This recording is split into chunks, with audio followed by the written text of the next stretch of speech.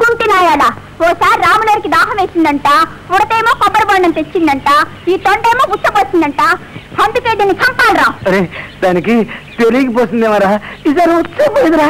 అరే దాన్ని వదిలేయండిరా, వదిలేయండిరా. పోరా, ఉడతం చూస్తే దండం పెట్టు, తొండం చూస్తే తోడేసాయి. ఇదేం సిరిపురమే తల్లి, ఏరు దాటొచ్చి 2 మైళ్ళు నడిచినా ఊరే కనపడదు. ఇదిగో వచ్చేసింది లేవే. ఎక్కడా? ఎవరు నువ్వు? కళ్ళు కనపడతావులే, అలా మీద పడతావే. లూజా?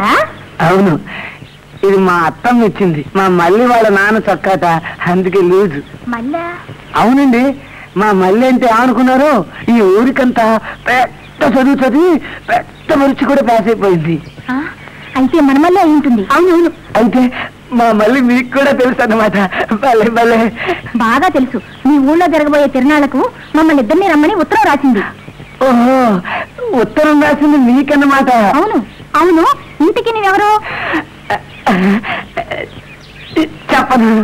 మల్లికి చుట్టానివా? చెప్పను, కావాలంటే మా మళ్ళీనే అడగండి.